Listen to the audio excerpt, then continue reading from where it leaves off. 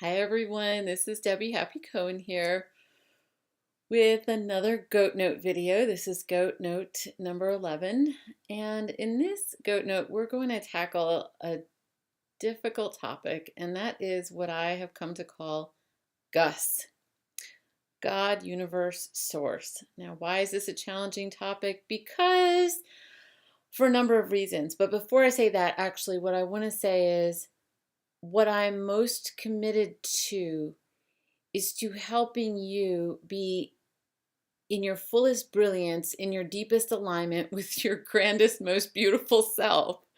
So I'm not here attached to get you into any kind of religion or spirituality or to believe what I believe or anything like that. If anything, I come closest to step 2 in the 12 steps, which is came to believe that a power greater than ourselves could restore us to sanity. So that's for people who are experiencing addiction and things like that. And what they say in the 12-step programs is it doesn't matter if your belief is that the chair can do it for you, if it's bigger than you. I'm going to give another couple of contexts here, and then jump into it. Dr. Brene Brown, who talks about shame and vulnerability and courage and empathy, in her audio interview called something like "Rising Strong with Spirituality," I will post it below. It's not the popular Rising Strong book. She talks about how everyone in our culture who has any consciousness has to reckon with God somehow. That you're either going to believe or you're going to disbelieve, but you can't not take a stand. You're going to have to figure something out for yourself, to decide what your relationship with life is. The reason this is challenging of a topic, especially dealing with people who've been scapegoated, is that a lot of times God and religion was used to scapegoat. You know, God's not going to love you if you don't blah, blah, blah. Or just have one come to my mind that's too personal. If you don't do X, Y, Z, you're going to die. God's going to kill you or something bad is going to happen. And that's a very fearful way to go through life. And I kind of feel like a lot of people who've been scapegoated have a lot of skepticism, a lot of don't come to me with that topic. And I understand. I don't I don't blame you. I do the same thing. The other context is meditation. And one of the things I've learned to do in meditation is to witness my thoughts, to witness my mind, the mind that chatter. And if I'm witnessing the mind, then what part of me is witnessing? Or what is witnessing? And the witnessing is happening from a much larger space that's allowing all the thoughts to come through. I believe that when we don't have a healthy relationship with whatever we decide to call God, universe, goodness of life, GUS, we end up feeling more alone in the world than is fair. I think about ladybugs and flamingos, and that there's an intelligence to life that put together my fingernails. I didn't do that. And if I use my mind to simply figure out stuff, it's not going to be used for the greatest brilliance that it can be used. One of my favorite ways of looking at this topic of God, universe, source, GUS, is that there's a force of goodness in life. And when people say things like, well, what about the Holocaust and things like that? there were many people who had a voice in their heart that said, go help those people. And that force of goodness is what I like to associate with God, universe, source. This comes up sometimes in coaching sessions with people when, let's say I'm working with an artist and the person wants to really put something beautiful out there, but they're stopping themselves and they don't realize where they're stopping themselves. And I can see that their limited framework for what they see as possible is limited by their own mind. And so I offer them solutions and suggestions and even recommendations to help them. And I tell them, you're going to need to work out your relationship with God here, with GUS, whatever that means, whatever that looks like. Now, what's important about all this is that it doesn't remain an intellectual topic.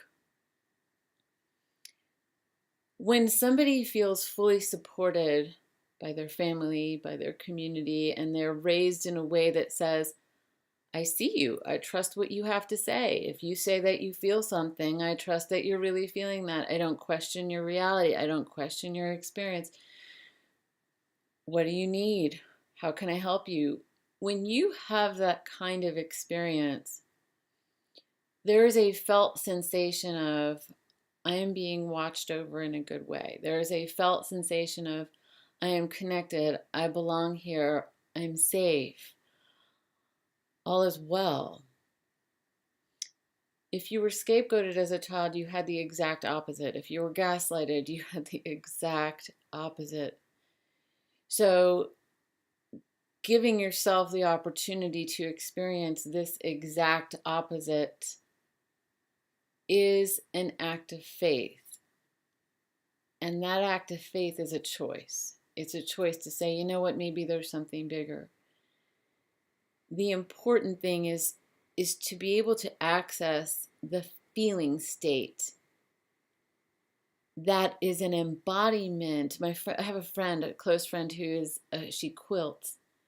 And a quilt, what I learned from her is when you have 3 pieces of fabric that are sewn together, and the middle one is got a little poofiness to it, my language. And she helps people with their spirituality. And one of the things that she brought into my life is a sensation, a deeper felt sensation of the presence of God all around me and through me. I already have believed in God. This is not, I don't have so much a conflict around that, but I wasn't fully embracing a feeling of like really being held, understood, cared for. That felt sensation is a birthright and is a gift. I remember working with one client years ago, and I was like, she was really, really alone in some of the actions she was taking, like in terms of wanting to really step into her best self. She didn't have a whole lot of support, and I didn't live near her, and I didn't want her to become dependent on me. And so and she was very honest with me, which made our relationship work. One of my assignments to her was to go to a 12-step program because she was honest about needing that. And the other assignment was to find a church. And I didn't care what kind of church it was. I mean, I'm Jewish. Like, like just find a place where you're going to have community. You're going to have other people. You're going to have an experience of your relationship with God, whatever that is. I live in the mountains. A lot of people come here because their experience of God is nature. I have one friend that when we're driving down a certain road, she's just like, the presence of GUS is there. She doesn't talk about God. She's not religious, but that presence fills the car, and I can just, the energy is just everywhere. She's feeling it in that moment. She's feeling connected in that moment. That's what's important. there was one other person who wanted to take one of my mastermind classes years ago, and he was a scientist, and he said, I don't know if I'd be right for your class because I heard that there's like a spiritual slant to the class. And he said, do I need to be spiritual?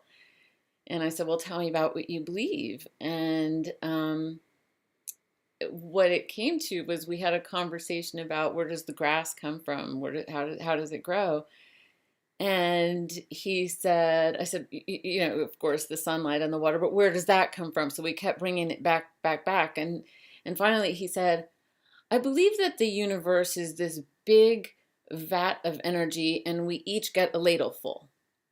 I was like, baby, that works. That totally, totally works.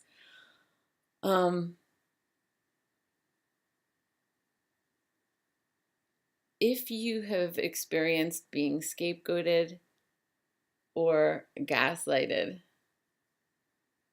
or narcissistic abuse of any kind, the narcissist often gets people to believe, even if they don't get you to believe, they get people to believe that they are like God, like everybody should idealize them.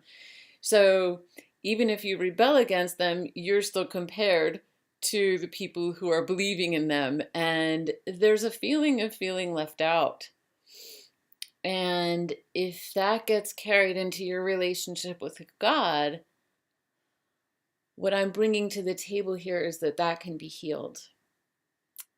To have a felt sensation of knowing that the goodness of life is with you, is moving through you, it's on your side. One of my favorite quotes is, in God I live and move and have my being. It's everywhere. Another one of my favorite ones that I used to bring when I went to the chiropractor, I used to like kind of give it as an affirmation to my whole spine. It was, in whom I am well pleased. So it's like God saying that to his daughter or son or whatever. And I'm wearing a crown here because to me, I don't know the actual representation of why royalty wears crowns, but I think about a crown, representing reaching up higher, like antenna going up higher. It feels to me like connection with that larger self, and we get really superficial about it in our world, and it's fun and cute. But I think there's also a deeper meaning, which is why I wore it today. And I think that's what I want to say here. I think that feels complete for me. If you have any questions or any thoughts about this, I welcome your ideas or questions. Just write them below. If you like what I'm sharing, please click like, subscribe, and as I said in the previous video, I'm not going to be doing many more goat note videos. I feel like I'm coming to the end of that this segment, this series, and so if there's anything else you'd like to be discussed, please do share. Thank you so much for being with me here in this very important conversation, and I believe in you. Thank you. Bye for now.